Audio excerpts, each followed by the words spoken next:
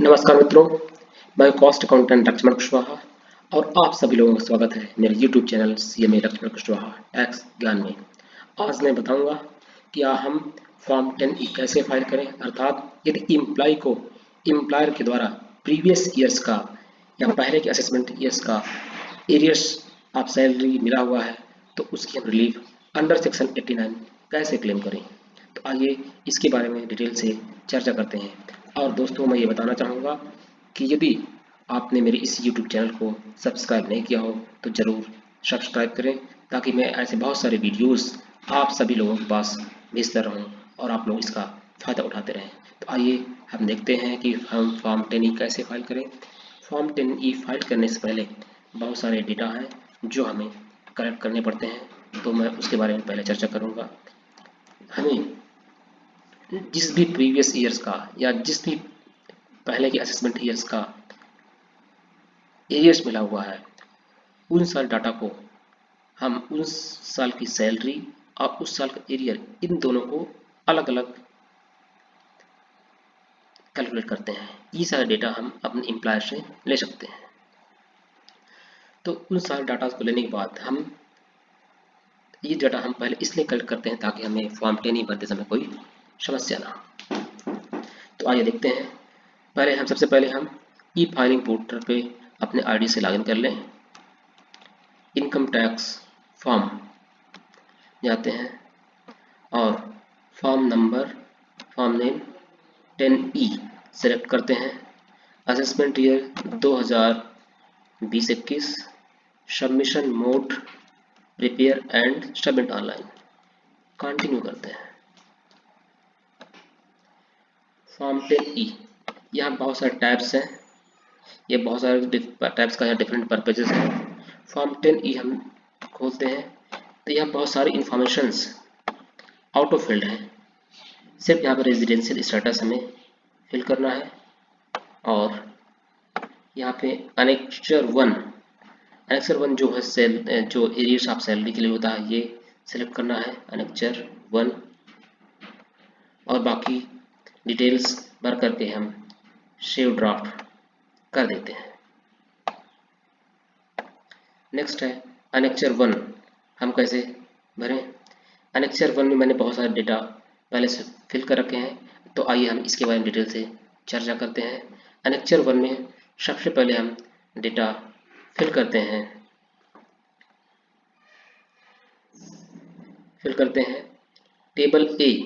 Table ए के सारे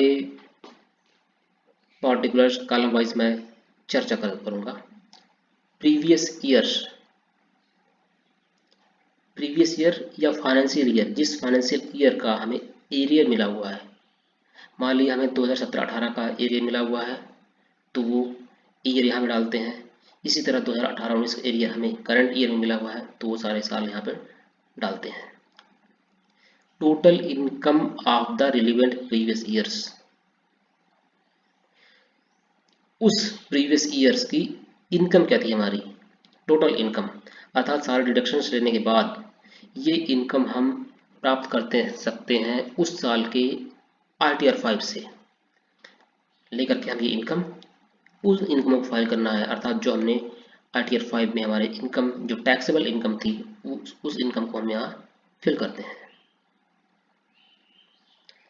next है सैलरी रिसीव्ड इन एरियर्स और advance relating to relevant previous years, अर्थात इस प्रीवियस ईयर्स की या इन फाइनेंशियल ईयर्स की जो एरियर्स हमने करंट ईयर में अर्थात असेसमेंट ईयर 2020-21 के लिए प्राप्त किया है, वो सारी एरियर्स की अमाउंट हम यहाँ लिखेंगे। जैसे 2017-18 का एरियर हमें जो मिला हुआ है उस साल का करंट ईयर में वो यहाँ लिखते हैं।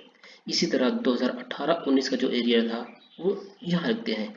इसीलिए दोस्तों मैंने पहले से आपसे बताया था कि हम जिन जिन सालों का एरियर मिला हुआ है उन सालों का डेटा हमारे पास रहना है, अर्थात उस साल की इनकम और उस साल का करस्पॉन्डिंग एरियर हमें कितना मिला हुआ है, सारे डाटा हमको कलेक्ट कर लेना है। और आप एक काम कर सकते हैं कि सारे डाटा आप इस टेबल के हिसाब से कलेक्ट कर लें तो ज़्यादा बेटर होगा, ताकि आपको फॉर्म भरने में कोई समस्या ना हो।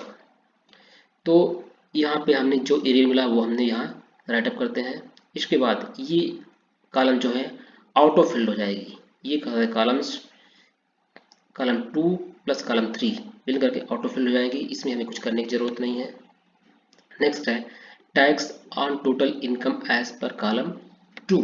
कॉलम 2 टोटल इनकम जो है उस साल की जो टैक्स हमने कैलकुलेशन किया है, जो उस साल टैक्स आया हुआ है वो हम यहाँ पे लिख देते हैं। तो उस साल का हमारा टैक्स क्या था, वो हमने जो ITR 5 में जो टैक्स हमारा आया होगा वो अमाउंट यहाँ पे हम लिखते हैं। इसी प्रकार से tax on total income as per column 4, column 4 के हिसाब से अब कॉलम 4 में जो टैक्स आ रहा है इसका हमें कैलकुलेशन करना है। तो आइए हम देखते हैं इसका हम कैलकुलेशन कैसे करें। इसके लिए आप इनकम टैक्स कैलकुलेटर खोलिए और वहाँ पर जिस प्रीवियस ईयर की या जिस फाइनेंशियल ईयर की, जैसे मान लिया फाइनेंशियल ईयर 2018-19 के लिए असेसमेंट ईयर होता है, 2019-20 असेसमेंट ईयर होगा, तो हमने यहाँ पे 2019-20 रख दिया है। टैक्स पेयर इंडिविजुअल मेल या female, residential status resident, income from salary after standard deduction 3,70,983 रुपये। जो उस ये जो इनकम हमने इस साल लिखा हुआ है,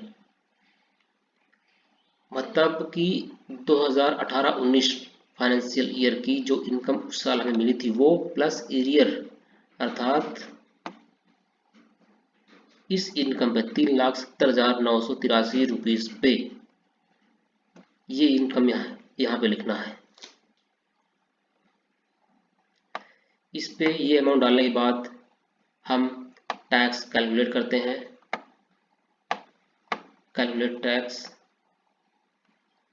तो हमें टैक्स की अमाउंट निकल करके आ जाती है, जो अमाउंट 6291 निकल करके आ रही है। हम यहाँ पे 6291 हमने यहाँ पे लिख दिया है। इसी तरह से जितने भी फाइनेंशियल ईयर्स होते हैं, जितने भी फाइनेंशियल ईयर्स की हमें एरियर्स मिले होते हैं, उन सबको हम यहाँ पे से ऐड करके यहाँ पे डाल करके, जैसे 2018-19 या 2019-20 है, उस सब डाल करके हम यहाँ पे शार्प कर लेते हैं। उन सारे ईयर्स के डाटा हम फिलअप करते हैं और लास्ट में ये सारे अमाउंट, टोटल ये सारी अमाउंट जो है ऑटो फिल हो जाएंगी।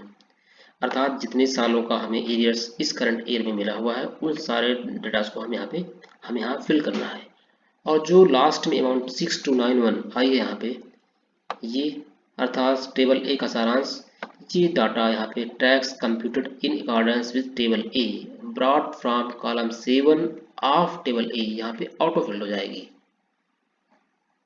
6291।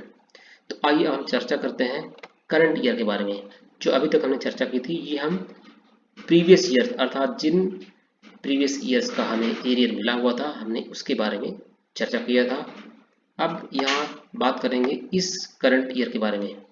Total income excluding salary received in arrear advance, ये 3,29,720 रुपये मान लिया इस साल की सैलरी है। ये अमाउंट जो है बिना प्रीवियस ईयर्स की एरियर के बिना है, अर्थात जो हमें इस साल एरियर मिला है उसको हटाने के बाद ये अमाउंट हमारी ये हो रही है। Total income salary received in arrear और एडवांस, जो हमको प्रीवियस ईयर्स का, अर्थात पहले के फाइनेंशियल ईयर्स का जो हमें एरियर इस करंट ईयर में मिला हुआ है वो अमाउंट इस जगह पे लिखना है, जो इस केस में 3,66,644 रुपये है। इसी तरह से अगली कॉलम, कॉलम 3, ये column total income as total income, ये जो है इन दोनों का सम होकर के ये कॉलम यहाँ पे ऑटो फिल्ड हो जाएगी। यहाँ पे हमें कुछ करने की जरूरत नहीं है। Tax on total income as per item 3, item 3 यहाँ पे ये है, इसके हिसाब से यहाँ पर टैक्स हम निकालेंगे। जो मैंने अभी टैक्स कैलकुलेटर बताया था वहाँ पे डेटा फिल करके टैक्स हम यहाँ पे निकाल सकते हैं। तो यहाँ पे ये अमाउंट आ रही है 53,844 रुपये। Tax on total income as per column 1। अब कॉलम 1 के हिसाब से टैक्स यहाँ पे निकालेंगे। इसको भी हम टैक्स कैलकुलेटर के माध्यम से यहाँ पे निकाल सकते हैं। जो यहाँ पे 0 है, tax on salary received in year advance, difference of column, ये कॉलम यहाँ पे ऑटो फिल हो जाएगा, यहाँ पे कुछ करने की जरूरत नहीं है। इसी तरह से ये आइटम कॉल 7 नंबर है जो है यहाँ पे, यहाँ 6291 जो टेबल ए से हम लेके यहाँ पे आए थे, अर्थात ये भी ऑटो फिल हुई थी। लास्ट में जो कॉलम रो नंबर 8 है, रिलीफ अंडर सेक्शन 891 जो निकल के आ रही है, ये हमारी रिलीफ अंडर सेक्शन 89(1) निकल के आ रही है।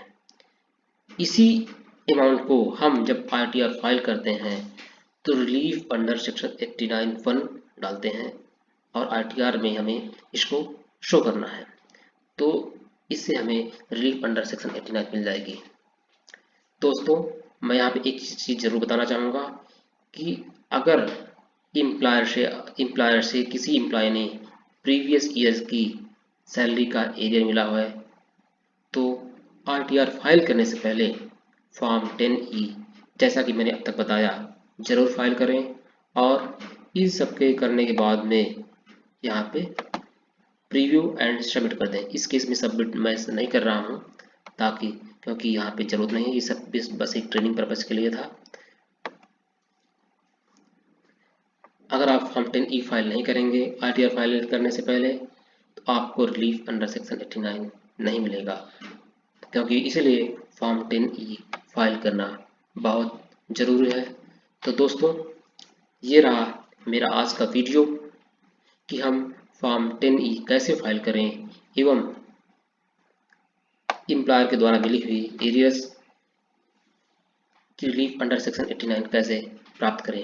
मुझे आशा ही नहीं, पूर्ण विश्वास है कि आप सभी लोगों को मेरा ये वीडियो ज़रूर पसंद आया होगा, और यदि आप पसंद आया हो तो ज़रूर लाइक करें, शेयर करें एवं सब्सक्राइब करें, ताकि ऐसे बहुत सारे वीडियोस आप सभी लोगों को मिलते रहें।